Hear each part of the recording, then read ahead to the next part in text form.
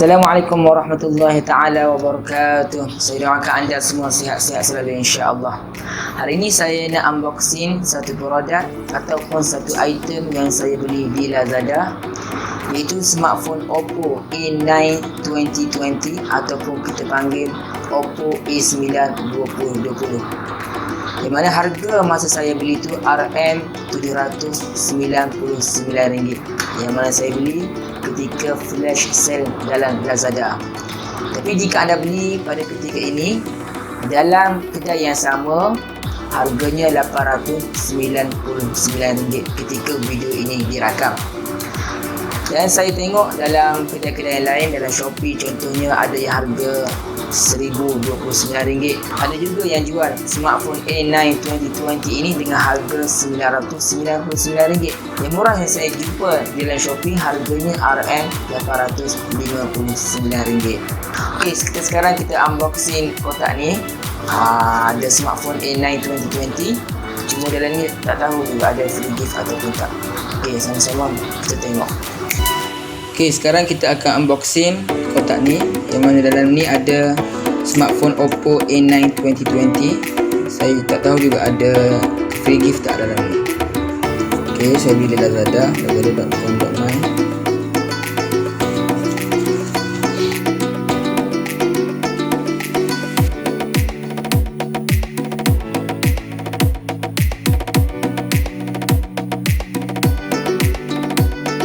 Saya akan buka.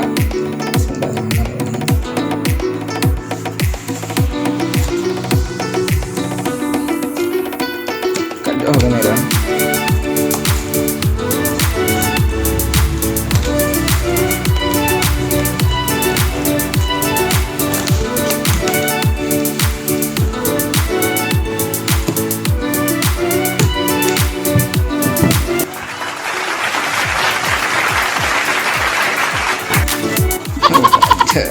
Ada free gift.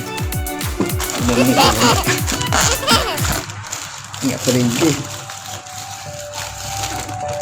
Ada yang free gift tak usah ni.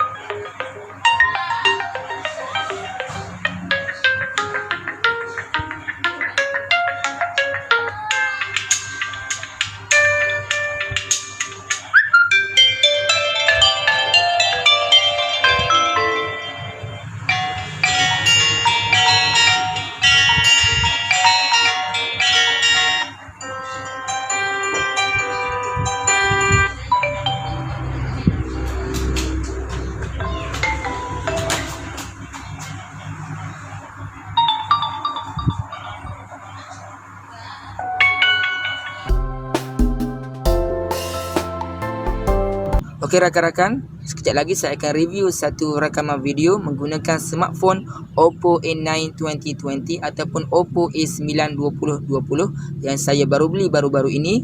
Jom kita tonton sama-sama. Okey, sekarang saya menggunakan kamera hadapan, kamera Oppo A9 2020 yang mempunyai 16 megapiksel. Yang mana tengok rakamannya alhamdulillah, kiri kanannya okey. Saya bergerak dalam keadaan berjalan. Okey, saya bila lagi cuba berlari.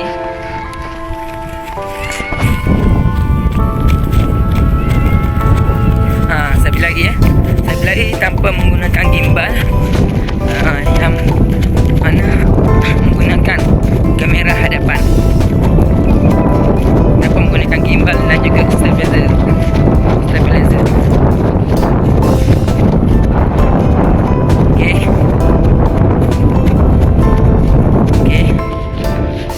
Tengok.